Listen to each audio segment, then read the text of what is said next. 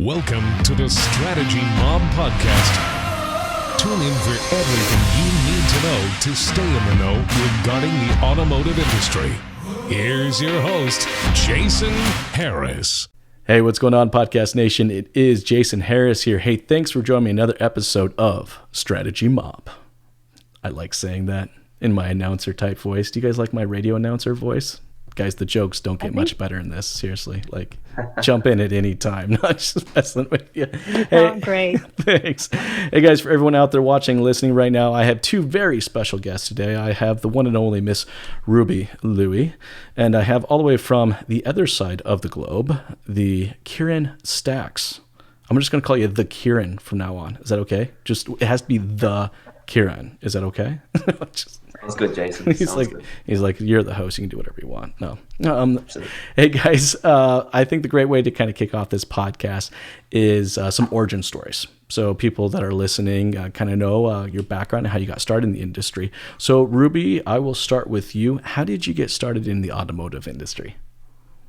Well, it's quite interesting. I've been in the automotive industry for over 20 years now. I started when I was actually in school, trying to pay my way out of university, doing part-time administrative work, and it wasn't meant to be a career. I studied philosophy and sociology as my undergrad degree at U of T, and I thought, I'm going to be a lawyer. That's why I wanted to study philosophy. I want to learn how to argue both sides. I even bought my LSAT book, going to study. Then next thing you know is I'm getting more and more intrigued with how the automotive business works. And I said, you know what? I'm going to commit myself to do this. And if I'm doing this, I'm going all the way. And back then, there weren't a lot of female GM. I think up till now, there weren't a lot of female GM. Ruby, there still isn't a lot. But there are more now than where I came from 20 years ago. And so, one thing led to another. I completed my university degree, and I got a full-time gig at a Honda dealership, becoming FSM. And from then on, just progressed as sales manager, general sales manager, then general manager, completed my NADA and also completed my MBA 2 years ago. So I'm just continuing. I'm just going to continue to learn, and that hasn't stopped. So that's my background in short, in a nutshell. That's cool, and I am glad that you decided to choose this industry. I find it so funny when people get into this industry. It's like very seldom do people just kind of like grow up one day and as a 9-year-old person decide I'm going to be in the automotive industry. I think all of us kind of fall into it one way or another. That's such a common way to describe how we get into it. Hey, Kieran, how did you fall into the automotive industry? Fall or destiny, I'm not sure which it is, but I love what I do, and I've been in it for quite a while as well, similar to Ruby. Again, starting at a young age prior to uni, just working in auto stores, so just selling car parts and so forth. And moving to uni, I studied automotive engineering, and coming out of uni, I became a parts advisor with BMW, moving into parts manager role with Nissan.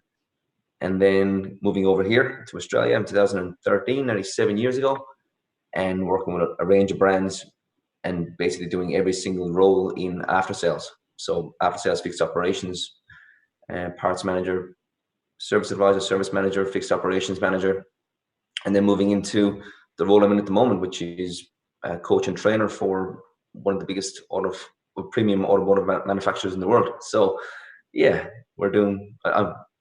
I'm following my destiny, and this is the track I'm on, so I'm enjoying it. It's a cool ride, man. It's totally a cool ride. And are you itching right now to like get out of the house? I mean, because I know you're a road warrior. You spend a lot of time on the road, like I do too. And it's just like I haven't been locked in a house for a long period of time. Like I got something to admit to you guys. I haven't put shoes on in 2 weeks. This is the longest period I've ever just kind of walked around with no shoes on. I don't know if that's a good thing, admit or not, but actually, what about your pants? Well, a good thing today is not Friday. Let's just say that, because I do have a no pants policy on Friday. It's all professional here, nothing but just cash down here. That's actually a good segue though, guys, into my next question for you is kind of what is your current norm? And being, in the two different positions that you guys are and the two different countries you guys are, I would love to kind of dive into that. So Ruby, I'll start with you. What's your current norm look like? Well, it's interesting you asked that because what is the definition of norm? I think for the past 60 days, we have been trying to redefine the definition of norm. I guess we're trying to adapt and trying to evolve to what really makes sense to our consumers, how consumers want to be handled, how consumers want us to interact with them. Last month, our dealerships were forced to shut down, so we were operating everything online. So we adapted using digital platforms to engage with our customer. We've never seen our internet engagement as high as in the 70%. We were converting at over 20%. Like that is something we've never seen. So we were hyper focused on how to engage. We have a different strategy of how to engage. Now that we're allowed to open up, again, I don't think there's going to be a big change. Just because we're allowed to open up, it doesn't mean that our dealership is going to get flooded with a lineup of customers wanting to buy cars. We're going to continue to handle our customer the same way they want to be handled. Appointment, ask them what's the best way they want to interact. Is it going to be online? Is it going to be internet? Is it going to be in person? Let them choose, let them dictate. And that is the new norm that we're handling right now. I think for a lot of people, that's kind of the case right now, especially here in Ontario, because it's been kind of all over the place for us as far as what we can and can't do. And it seems like sometimes it changes on a weekly and sometimes, daily basis. But I'm with you, Ruby. I mean, just because we're now open, we can have people come into our dealership, doesn't necessarily mean they're going to be flocking to our dealership. The consumers changed a lot. And I know we're going to get into that topic about how the consumer has changed. But, Kieran, I want to kind of hear from you, what's your current norm look like? My current norm is something that's been totally different than what I've been doing for the last, 15, 20 years. It's, about a month ago or so, a few of us from the training center were asked to take some time off. Told to take some time off, which is fine. Again, not abnormal in this industry, in this world right now. So I happily took some time off, and I've been, again, my role is still a coach and trainer of my 5 and 6 year old, and currently homeschooling the kids and keeping them on the straight and narrow. So I've been doing basic literacy, basic numeracy, and keeping the show on the road from a kids education perspective. And obviously my 2 younger ones as well, I'm looking after them as well. So 4 kids in the house. My wife goes out to work, and when she does come back, I lock myself away and spend So you went from coaching big babies or big kids to now smaller kids. Come on. We're talking about the service side of the business. All right. I can say it. I know you can't, but there are some babies in the service side of our business for sure. But man, that's a lot of work. I mean, look, dealing with the kids, don't get me wrong, I love my kids. I really do. But being this close to them for this many hours on such a regular basis. And I feel bad for them too. I mean, I think they want to kill me as much as I want to kill them. Right now, just on the other side of that door right there's a flashing light going off to let everybody know not to open it because Dad's inside doing a podcast. But this is what this is my now current norm. It's, I go downstairs and I, sit around the water cooler and I talk about Pokemon. And why my son's, sister just punched him in the face. It's that different type of water cooler talk. That's what it is. Different type of HR, Ruby. Different type of HR. It is definitely for sure. Hey guys, let's get into kind of the girth of our conversation today, which has a lot to do with how the industry is going to adapt and also how the customer, I think, has fundamentally changed. And I think that's actually where I'd like to start, is kind of getting both of your guys' thoughts and opinion on how the customer has changed going through, COVID-19. Ruby, I'll start with you, and then Kieran, I'll ask you the same question. Yeah, it's interesting. In the very beginning stage, when we were forced to shut down, we had customers that were, I mean, in Canada, especially specifically, we were told mixed messages in terms of how to handle COVID-19. In the very beginning stage, we were told not to wear masks, not to wear face covering. And then from now, the government today just stated, please wear face covering. So our customer also changed their behavior from the very beginning when, we were handling our customer, they were freaked out if we were wearing masks. But now they're offended if we're not wearing masks and going the extra mile with doing the PPE and so forth. So like you said, Jason, it's constantly changing, constantly adapting. And how they want to be interacted is completely different now. We give them options. We tell them, listen, if you want to, like, as soon as we have an internet lead that come in, we always give them options. What is the best way to communicate with you? Is it going to be phone, email, or one of our digital favorite platforms, Zoom, Google Hangouts, or FaceTime? And let them dictate what's their best way, their comfort level. And then we just take it from then on. And I think people respect that. I mean, the traditional way, I call it traditional way, where it's really literally just 60 days ago, where when we see an internet lead just came in with a phone number, what do we always do, Jason? We immediately pick up the phone and call them, right? Or we hide. And this is no longer the case. We get an internet lead, there's a phone number. We don't call them first because they engage with us on the internet. We want to respect the way how they want to be communicate. So we ask them, and they actually respect that. Interestingly enough, 9 out of 10 times, they rather just communicate either email, text, or one of the digital platforms. They don't want us to call them, even though they leave their number there. So I think the way we've been adapting, we have to just really listen and be open-minded and not be stuck in the old ways. And even now, we're no longer tracking the traffic like we were. What traffic? There is no traffic. We're looking at really the amount of leads coming in, internet, right? The engagement rate, the phone and so forth. And I think it has really transformed the way we've been doing business over the 60 days. And I was saying that to you earlier offline, is I don't even know if it's right to say, but in the midst of this chaos, I am actually really excited about what's going on right now, because I hope I'm not offending anybody, because I know there are a lot of people that are sequestered in their home and they're still afraid of what's going on. But having said that, this has really opened up our eyes to understand, hey, you know what?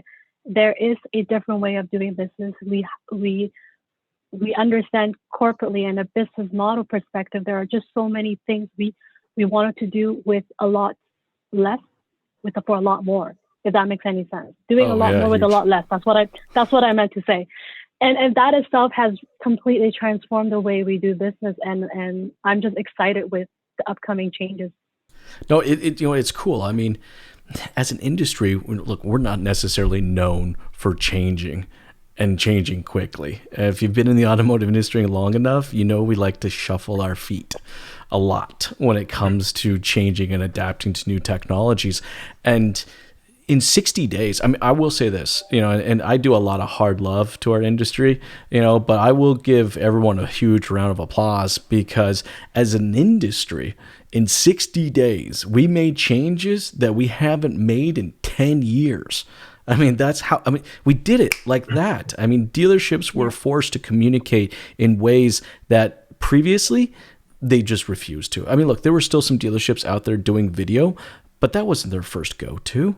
Now it's like every single person is, to your point, Ruby, you were saying, it's like that's the first thing they're thinking of. Right? I'm going to respond to this person. Okay, I better get ready to do a video with them. So it's like the customers change, and as an industry, I feel like overall we've done a very good job of adapting to that change, which is exciting.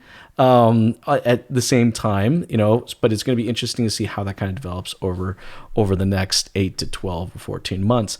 Kieran, for you, on kind of the service side of it, how do you see the service customer kind of fundamentally change? Has their expectations of us changed, because of COVID-19? I believe it's definitely changed. Absolutely. Again, a lot of fear and uncertainty from a customer perspective, but also from a dealership perspective as well. Because you've got people at the dealership who are human beings, the same as you and everyone else, who have families, who've got houses, they've got relations, they've got lives outside of work, which they're concerned about based on the health risks about carrying something with them that they might contract at work, and it's scary on many levels. Again, seeing from the comfort of my own home, seeing what other dealerships, even though I visited a dealership yesterday, what dealerships are doing overseas with these big plastic face or plastic or perspex paneling in front of them, and then another 2-meter gap in front of them as well. Again, that's caring for the customer, that's caring for the situation.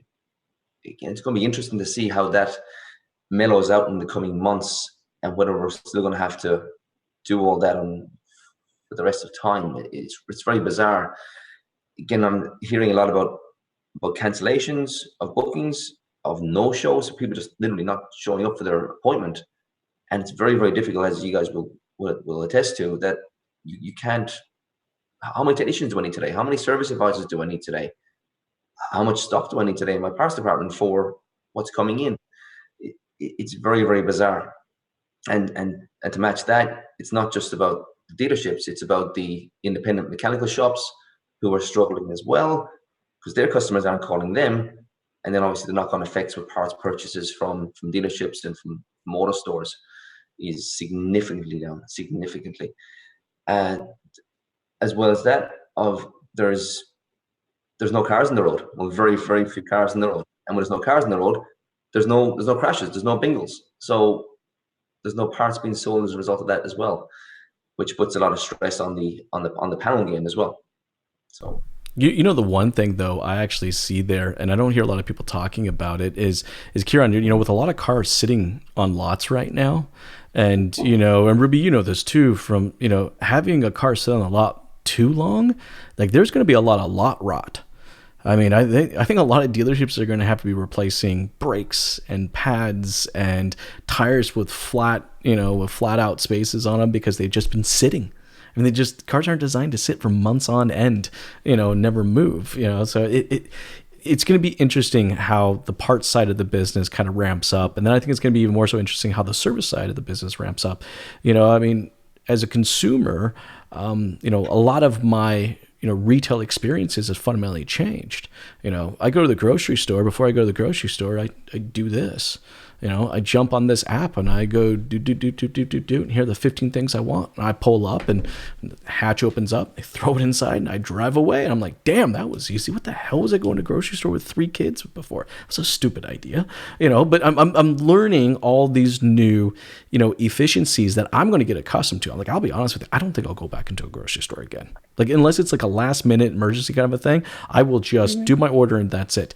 I called my local Nissan dealership to do my winter tires. I still have my winter tires on my car. Kieran, yes, we have to use winter tires here. I don't know what that is. I know. There's specific tires just for snow. That's that white stuff. Anyways, it's cold. But I still have my winter tires on, so I had to get them replaced. And I called up the dealership and they said, okay, cool. You know, we have a few options for you. I was like, oh, okay, what do you got? You can bring the vehicle in for us and just drop off the key and we'll service it. And then we can do a remote payment so that all of that, you don't even have to walk in. I said, all right, that's cool. Or we can actually pick up the vehicle for you, do it, and then bring it back. And I said, all right, that's cool. Or we have a third option. We'll pick up the vehicle, drop off one of our vehicles. So you're not without a vehicle. Which one do you need? Now, there was a cost associated with each of them. You know, I am not driving the car regularly, so I paid for the $30 option, you know, for them to just come pick up the car, take it back, and do the tire swap. And then they asked me if I wanted a sanitized detail package for $79.99. I'm like, absolutely, let's do one of those too. Let's get that vehicle sanitized. But look, these are all things that I would have never thought. Like, I would have never thought in my wildest dreams someone was going to offer me a sanitized detail package. Didn't even think of that, right? But these are all the new things that customers are having to think about. So I think that's still going to continue to happen. I think that customers' expectations of how they're engaging with retail is like their expectations for me, and this is kind of my thought, and I want to hear you guys' thought on this, is that, you know, we're here now. Their expectations of how retail works is like up here. they're getting to the point now. It's like, why can't you be frictionless like Amazon? Why can't you, be like Uber Eats, where I can just tap buttons and you come do this? But I'd love to kind of get your guys' thoughts on that, from an operations perspective. How do we meet the new customers' expectations? Ruby, I'll start with you, and then Kieran, I'll ask you the same question. Well, it's interesting you said that, Jason. I mean, I don't know if our customers' expectation has really, raised the bar, because I think we have a pretty bad name as an automotive industry. They don't usually trust us, right? So they don't they don't have that expectation from that we will be able to do everything like the Amazons and the Uber do, because everything we say to them, it's like, really? They have to second guess and really, so I think for us right now is actually we are the one that we need to raise the bar for them in terms of what we offer. So when you were mentioning about your service scenario, I bet you didn't expect that from a dealership. Will offer you 3 options, but they raise the bar. They want to make sure that this is what they're offering. I think customers are a little bit shocked at the same time. Like I am doing a lot of videos every day to interact with my customer. Even they're like, oh, that's nice. And when we're presenting trades, right, they always say, oh, the trades is too low. The trades is too low. So it's no longer the case where I'm going to do a video presentation and show them how we appraise a vehicle using a third-party analytics. And they see how everything is being arrived at. And they're like, you know what? Well, that makes sense. They feel everything is a lot more transparent now. So we actually need to reestablish, the trust for them to say, you know what, we are like Amazon, Uber. But I think we're so far from Amazon and Uber just because we just have a stigma in the industry that, we're not a trusted industry where people want to engage with. Is it the transparency that I think we can strive to achieve? Do you know what I mean? I mean, one of the things I don't take taxis. I'll only take an Uber because of the transparency that I get with the transaction. Like I know exactly how much it will cost me to get from point A to point B. All right. I get notifications of how far the person's away. I can see on the map to know that they're going the right direction. So, I wonder if that's what it is that now the customers have this expectation of transparency. Ruby, what are your thoughts? Yeah, absolutely. I think transparency also goes to show it gives customer the control. When customers feel like they're in control of the entirety of be it our strategy or what we call our process, they feel like they can engage better with us. If we don't give that to them, and how traditionally when customer asks for a price, we don't give them a price. We make it so difficult for us to give them any price. Yeah, come down to the dealership. We'll discuss pricing. No, we got to throw that out. We give them what they want, and they're going to shop us anyways, regardless. So we have to explain to them, for example, for a pre-owned car, why we price the way we price. When we give them all the data and it makes sense, create a very logical case, most people will actually go, that makes sense. They will actually understand where we're coming from. It's just giving customer that control with us being transparent. I think that in itself, it's something that, like you said, this is nothing new to us, right? We know all of this. We've just been confronted with COVID-19, and all of a sudden, it's a huge wake-up call for everybody to act and adapt. And it's either you want to be daring or you want to be desperate, right? We want to be daring. That's what we want to do. And so this is something we have adapted. This is why I say this is an exciting time in a business perspective, especially in the automotive industry. No, for sure. I mean, Kieran, how do you kind of see the service operations having to change to kind of meet, the customer's expectations? I mean, I know from the BMW perspective, as a manufacturer, you guys have always kind of held that bar higher than, let's say, others. But I mean, really, it's even what's that next level? What's your thoughts, Kieran, on how the service operations has to make changes? Daring or desperate? I really like that, Ruby. And I think it's a good one. The the fixed operations or after sales side of the business definitely needs to be daring and not desperate. However, yes, our customers' expectations have changed. I don't think they've risen exactly. I think they've kind of shifted to somewhere along the side, because it's not the same. Business is not the same as it was 60 days ago, as you said. It's different. It's significantly different. As I said, there's a lot of things happening in our industry with those, as I said, perspex shielding, 2-meter distancing, maps around a dealership that you can't go here, it's a one-way street, etc. That's really bizarre. And if we want to be offering our customers an experience, do we really need to make them robots? Or it's really strange. I really hope this doesn't last for the next other than a couple of months, just to make sure we get rid of this thing. In terms of how we need to be helping our customers and adapting differently and being that daring industry and not desperate, which I really like. I've written that one down, really. I'll put your quote beside it. That's awesome. Again, and I refer to Brian Bedstock of Paragon Honda in New York, and he's been a game changer. I read about what he was doing well over a year ago. I said, that's a great idea. It'll never kick on in our industry, in our industry, because it's too hard and it's too different, and because it's something that we've never done before. Which is, if the listeners aren't aware, Paragon Honda and Acura, which is not sure is it a competitor of yours, Ruby? Probably not, with different country, but again, definitely a forerunner in the industry. And they've arranged a pickup drop-off service for thousands of customers, and they don't charge anything for it. So the customers aren't coming to the dealership; they're getting their cars picked up in the comfort of their own homes and getting it returned. Conversations via video or via phone or whatever means that the customer requests, and it's just easy, transparent, as you refer to, and it just makes sense to the customer. Just like you mentioned, Jason, you're never going to go to the grocery store again, because why would you bother? We want to make doing business with us easy.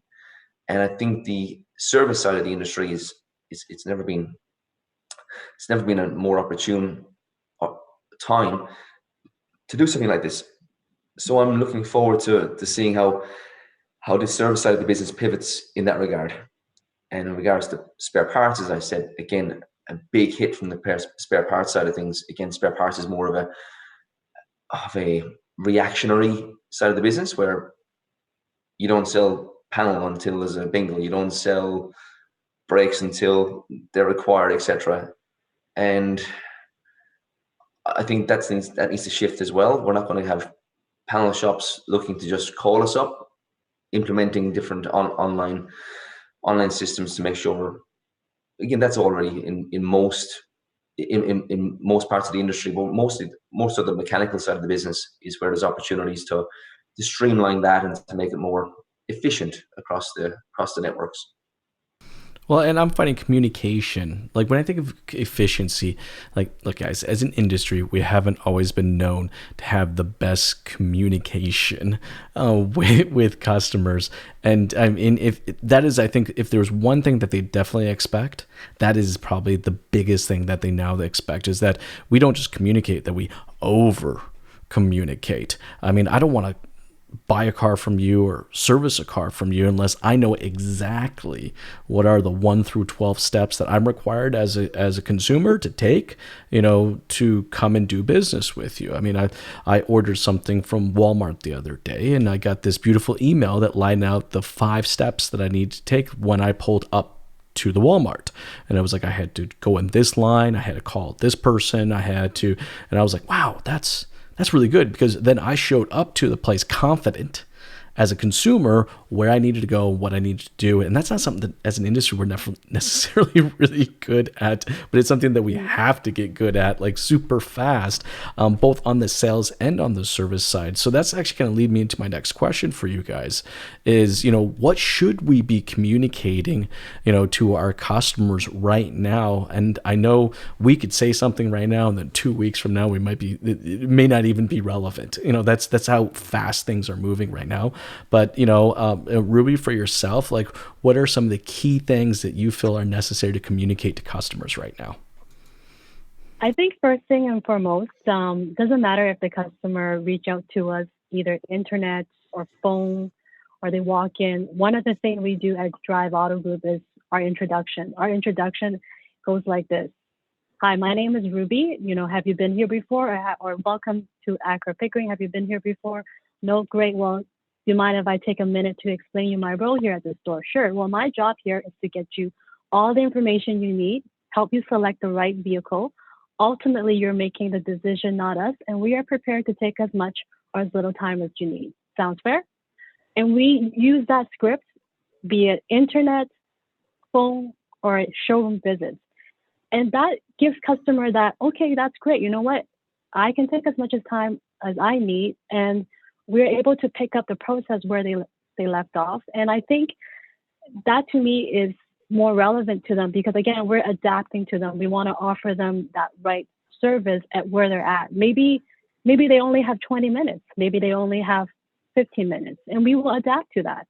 I think that's, and it's interesting you were mentioning about groceries because I mean, we were in a conference call the other day with the whole group, and one of the things that our director of operations said, if there's one thing you can change at a grocery store in terms of the shopping cart, what would you do? How would you modify the shopping cart? Everybody answered, and some people said, we'll make it bigger. We'll make it so forth. And then, but the really truly is, we want to eliminate the shopping cart.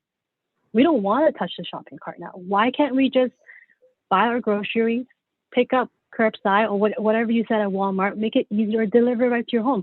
I think it's the same thing as people buying cars. We have to eliminate the shopping cart and the whole entirety of the sale process. Why make it complicated for a customer? Why do they have to go through all that process just because we were taught to meet, greet, test drive, selection, all that stuff? Maybe they don't want to test drive the car.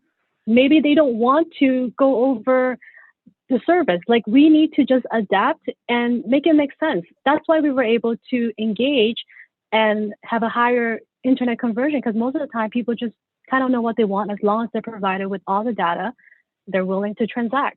So we have to redefine that whole entirety of process. Don't make it complicated, right? Eliminate the shopping cart.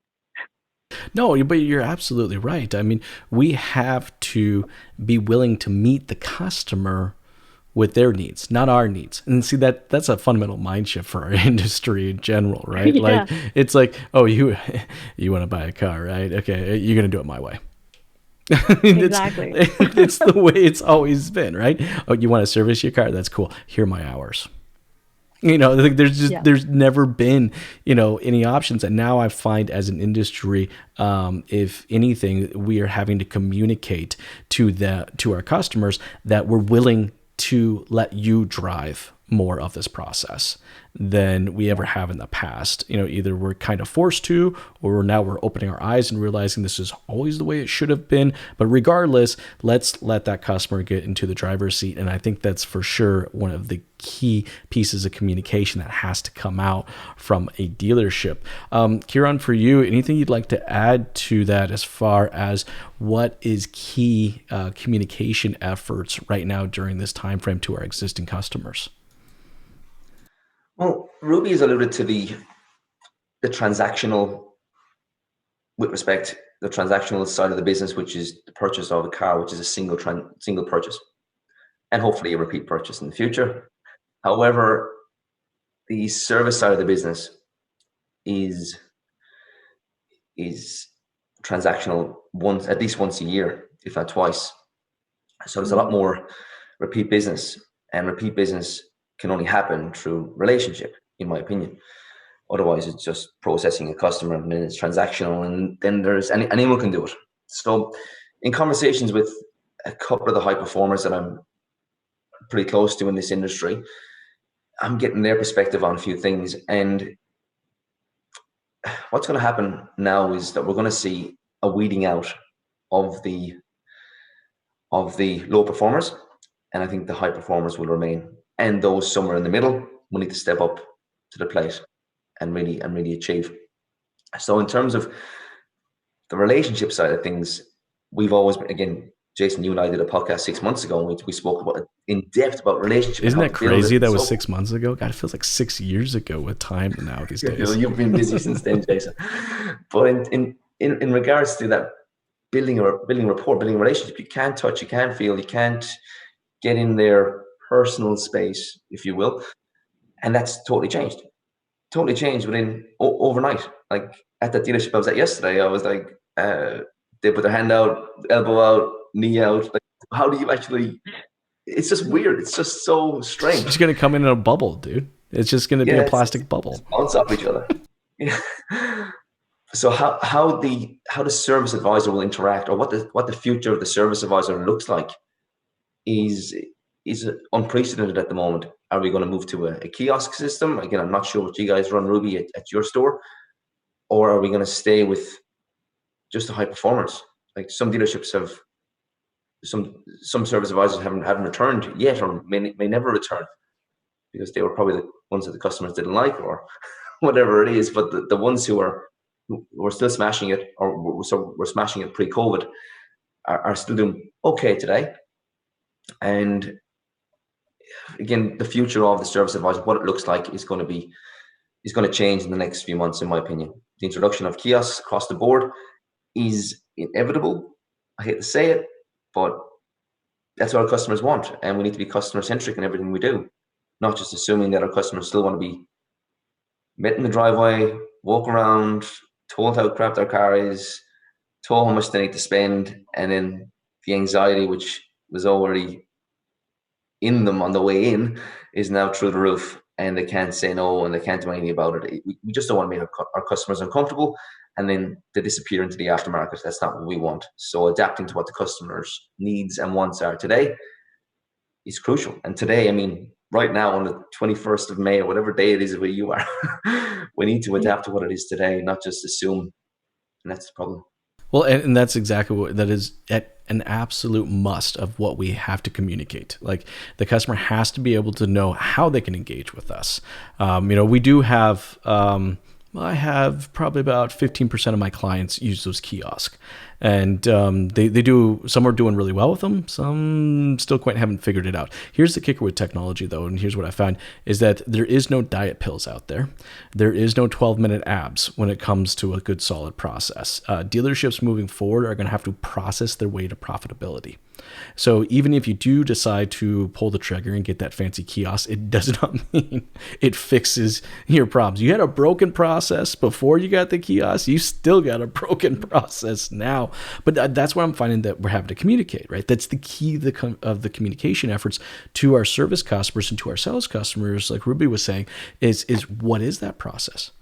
It's like, if you are going to use a kiosk, that's cool. But then, what are the extra touch points after that? And that's that over communication, which I think is absolutely must right now. And I think will continue. I don't think that's going to change. I think that level of over communication will continue to exist. And I find the dealerships that will be most successful and profitable will be the ones that will embrace that level of over communication, and will continue to do so. Now, speaking on the topic communication, I got another question for you guys. Communication to our employees and staff. Like, I have to admit it, I don't feel as an industry this is one that we did a very good job on. I think we actually did a pretty darn decent job of communicating to our customers. But our staff and our employees, I'm kind of split. I'm finding it's kind of a 50-50 out there, right? Like 50% of dealerships are doing a good job of communicating with their staff, the ones that are working and the ones that are furloughed or laid off. And then the other 50% are just kind of sticking their heads in the sand and their fingers in their ears and going, la, la, la, la, la, la, la, and just waiting until this whole thing blows over. But again, it just as important is that we communicate to our customers. I think maybe even more so, it's incredibly important to communicate to our staff and our employees on a regular basis. And my question to you guys is, what should we be communicating to our staff and employees right now, and how often should we be doing so? Ruby, I'll start with you, then Kieran, I'll ask you the same question. Well, I can only speak for my group here. I mean, I have to applaud what we're doing right now. I mean, over the course of 60 days, we meet every day over Teams meeting. We have a 10 o'clock huddle with all the senior management across the enterprise, with the director of operations, and we go over our business strategy daily. We call out the activities that each store perform, not so much of the result, but the activities we need to do to attain the results. And for my particular store, I meet with my team. We have a check-in meeting and a checkout meeting. Again, also meet virtually via Teams. And all we're talking about is what's changing every day and what we need to continue to focus on as a current strategy.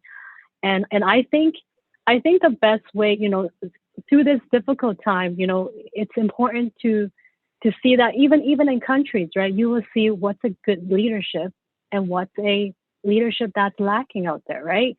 And quite frankly, I think being in a leadership position for my own particular store, it's that communication piece is vital. You have to know the pulse of the dealership as well as the pulse of the emotions of the employees and the staff, because these are the people you work with. And if they have no directions, everybody become lost doing their own thing. And we can't do that. We have to move in all in the same pace, the same time. So I would say minimum daily, twice a day, if not 3 times a day. And it doesn't have to be a long drawn out meeting. It could be just a quick meeting, but hey, you want to check in with your people every day. And I think that piece it's good you asked that. And I just wanted to circle back to Kieran earlier about the whole service component. I agree with you that will actually change.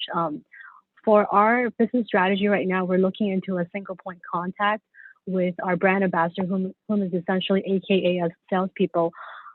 They will be the one that's handling actually the service customer. That retention piece is very important and very imperative.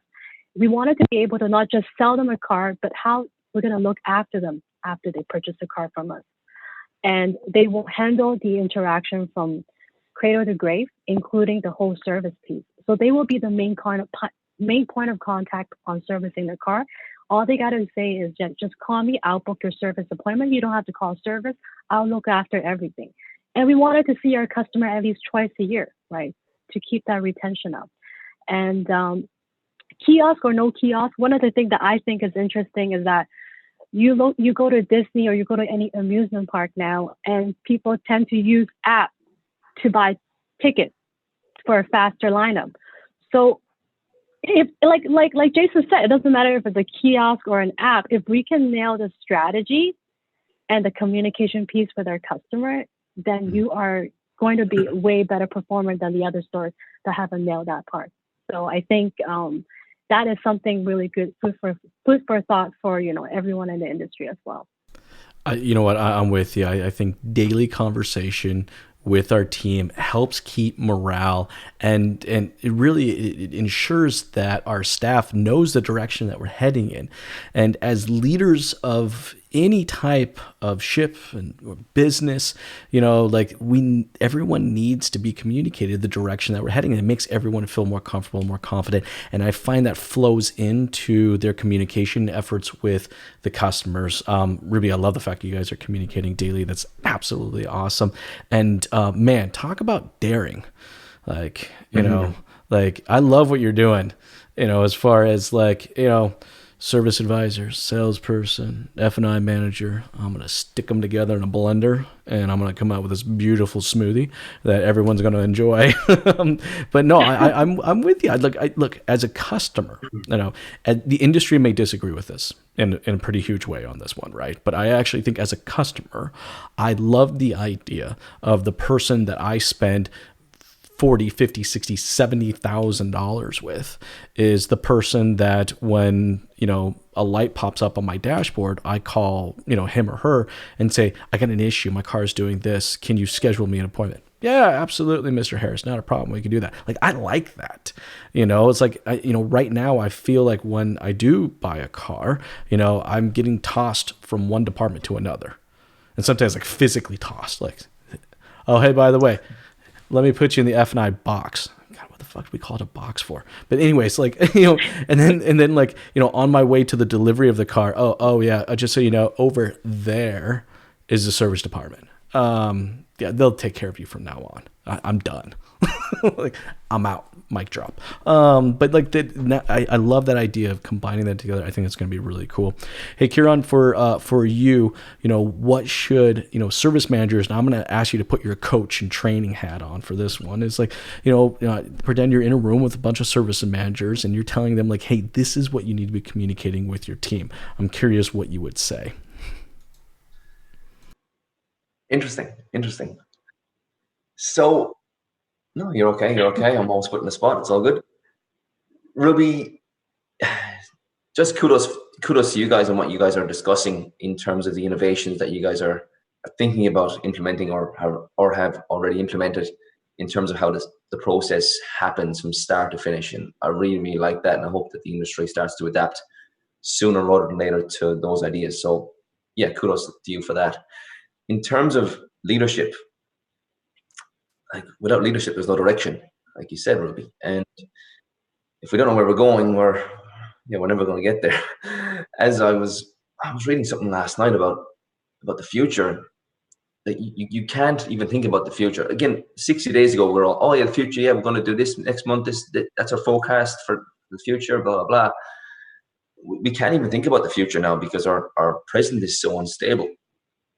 So in my opinion, leaders right now, so the managers out of each department out there who are speaking to their staff on a daily basis, as you said, Ruby, and I totally agree with that, even twice daily. Again, everything is so fluid right now that we need to have our fingers on the pulse, knowing what the news is, knowing what the accurate news is, accurate news, and knowing what the risks are, knowing whether or not to be wearing face shields, as you said yourself, Ruby, whether or not, what the social distancing measures are, whether we should be having temperature checks at the door, etc., for staff as well, because it's not just about protecting the customer, it's about protecting our staff as well, not just from the customer, but from each other as well.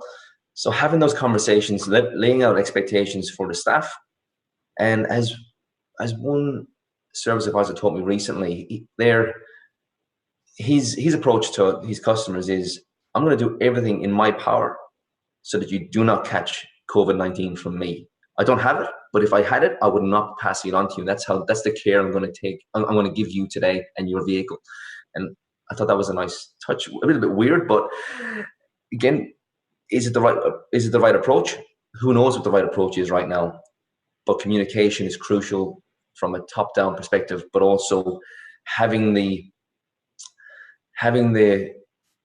ability to have a bottom-up approach as well, where you are getting insight from how your staff are feeling. And again, we talk about emotional intelligence quite a lot in some of the courses I run and some of the conversations I have with some of my mentors and some of the people I hang out with. Sounds a little bit boring, but it's it's so important. We're even covering it in some of my kids' prep stuff. So it's some of my prep, some of the stuff that's coming out from school is some of the EQ stuff. So it's fascinating that's happening at such a young age. Yeah, no, having your finger on the pulse of how your staff are feeling is crucial, and you can only do that by communicating with them with a 1.5 or 2 meter distance, whatever the social measures are in your state or country. Not to take that lightly, but it's important to have those meetings with them via Zoom, by FaceTime on your phone. We've never had such a good opportunity to have these conversations via technology, and utilizing them is crucial, and prioritizing your staff is very, very important. And I think that's ultimately who's going to win. You know, it's that commitment to the staff. Kieran, I love the fact that you brought up EQ. I was actually talking to a recruiter the other day who's been in the business for 20 years. And, just in the last 2 years, so much of the recruiting efforts have shifted over from not just, the ability to execute a task or, but now more so the level of empathy that they can actually execute on, both with an employee and a customer. And when I think about some of the best managers, I have ever met, parts, sales, service, I don't care where, their ability to deploy empathy like that, and it's great for the customer. It's amazing for the staff. So I'm with you on that for sure. Hey guys, we spoke about that the last podcast as well, Jason, and I can't remember, was it you or me who said it, and I've used it continuously in courses and conversations, and even with my kids in some of their well-being tasks that the school have given them. And empathy is caring about what the people you care about. It's caring about what the people you care about. And without our staff and caring about their needs and their wants and their health, they're never going to perform for you.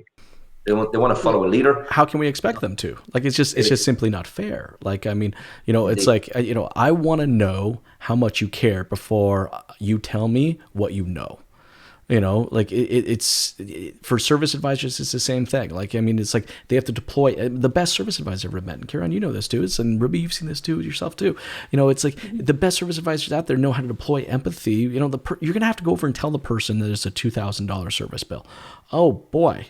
That's about as much of a punch in the gut as you can give someone. If you're not able to deploy empathy in that conversation, then you're kind of lost. So, I definitely think coming out of this, because of the social impact that COVID-19 has had in our industry, is that I think I agree with both of you here on this one, is that that is just going to be a mandate. I think we're going to see more deploying of empathy in our sales processes and our service processes and our parts processes. I've even seen in the marketing now.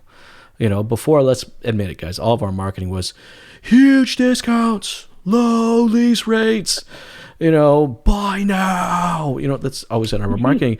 And now I've seen a lot of marketing messages like, well, what? If you have to buy a car right now, all right, I can help. Here's how I can help. And then let me tell you about the incentives and offers. If you have to service your car right now, we got you. Okay. Let me tell you how you can do that. And then I'll tell you about this, maybe offers or discounts or other additional services I have. Right. So, well, what hasn't changed there, Jason, sorry to cut across, no. What hasn't changed there is that the manager or the tyrant who was a dictator before COVID and is now all of a sudden a carer and full of empathy, you're never going to follow that person because they never cared in the first place. So they can't just wing it now and make it up as they go along. They had to have had that empathy bone in their body from the very start. And you can't just turn that on. And that's what's great about this, again, to put a silver lining on COVID, is that the leaders, like just like Ruby and just like yourself, Jason, the leaders will shine through. And those who aren't willing to lead their teams and to give back, and to, like, I had a manager the other day, I spoke to him, and he's working 5 days a week, and his staff are all working 3 days, and he's, again, the whole group is working 3 days a week. He's in there 5, and he's giving his time. Like, he's not charging for his 2 days, or he's not getting paid for his 2 days, but he's in there and he's making sure that his staff are treated well. He's making sure that they're comfortable. He's making sure that they're communicated with. And I just commended him for his leadership skills and for how far he's come, and for his sincerity in how he cares for his staff. Because when everything goes back to normal, they're going to love him for that. And it's not about monetary rewards for him in the future, but it's about how many lives he's affecting right now. Not just the people, but their families, their loved ones, their kids. And that's really, really important, in my opinion. No, it's during times like this where we see who our real leaders are in our industry. And I think we're beginning to do that right now. We'll see that over the next 6 to 8 months as this continues to evolve. Guys, I know we're getting towards the end of our time today, so thank you so much for taking the time to jam with me today. But before I let you guys go, I get to ask you my favorite question. Now, I prepped you both for this before we started, so my expectations are high. No, I'm just messing with you. But Ruby, I'm going to start off with you. My favorite question of the day. Ruby, what is pissing you off? Well, I don't usually get pissed off easily, but the thing that really pisses me off is the WHO. They have sent us conflicting messages from the beginning, and it really, I think a lot of the stuff that's happening around the world could have been prevented had they told us from the get-go of just wear face covering. This is an airborne disease or illness that people can get contracted through just from talking. So the mixed messages from the WHO really impacted globally in terms of what's happening around the world right now.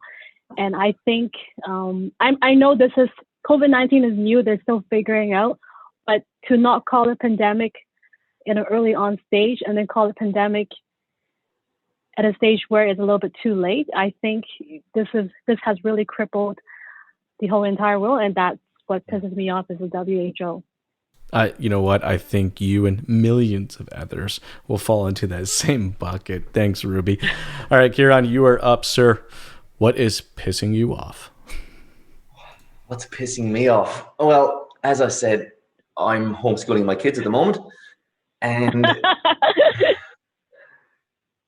it's not the kids who are pissing me off. It again, I know this might be, I don't know, this is recorded and so forth. I'm not going to name any names here, but the quality of the, how would I put this? The quality of the content that is being sent out by the school for my prep and grade 1 is average at best. The communication has been shit, like rubbish. I'm in a small group with some parents on Messenger, and again, being in the learning industry, I know what is good quality communication. I know what's shit house, and what we're getting from them is quite poor. So what's been pissing me off is that the assumption that everything is rosy. You get a daily email from the principal saying, "Oh, things are great," blah blah blah, and never ask for feedback. So I didn't get asked for any feedback, but I gave a shit ton of it recently, and the assistant principal got it in the neck from me. Well, 1.5 meter distance. I didn't go any closer than that, and I gave my feedback. I gave what should be required or should be done in my opinion, and based on the parents that I'm getting feedback from as well. I think I'm running for school council next year as well. I've been nominated, and yeah, long story short, there's a shitload of coloring in, a shitload of basic mathematics, and it's very, very low level. And now I'm wondering why they go to school 5 days a week when I smashed out this week's schooling in four hours with both kids. 5 days a week. What's going on? So yeah, that's pissing me off at the moment, as you can tell by my passion. Dude, I love it. But you know what, though? I'm with you on that, though. I'm finding, I got the 3 kids, and, my son's schooling, I'm like, really? Connect the dots? You're kidding me, right? Like, this is educational. Like, I ordered books on Amazon that, like, so you can actually go through mathematics and some literature and reading. My daughter, on the other hand, the teacher's doing a great job of giving her stuff. So I think there's a lot of inconsistencies out there, but I think, like every industry, including ours, we just talked about that, the cream is rising to the top. Is that a universal statement that kind of works everywhere? I guess it's like we're beginning to see who are the true leaders in every single business, in every single industry. Hey guys, thanks. Before we sign off, though, for people out there watching and listening and would love to connect with you guys, real quick, what is the best way to do so? Ruby, I'll start with you. My email is ruby@accrapickering.com, and I'm the general manager at Accra Pickering. Awesome. Hey, Kieran, for yourself, what is the best way to connect with you, sir? Ruby, some advice for you is to give your LinkedIn handle, and your connections will just go out of control. That's what happened the last time, Jason. So yeah, it's definitely LinkedIn is, for me, is the network I hang out in, and you'll find me on LinkedIn under Kieran Stack. Add me, connect, and send a video just like Jason does. It's I haven't stopped that, Jason. It's been a game changer. That's good. I send a lot of connect videos, and I still do. Gosh, I probably do more video now than ever. And I will ensure at the bottom of this video and in the comments to include both your guys' LinkedIn connections, because this is a great time to connect and continue this conversation and sharing great ideas. Guys, thank you so much for taking the time to jam with me today. This has been a lot of fun. You have yourself a great day.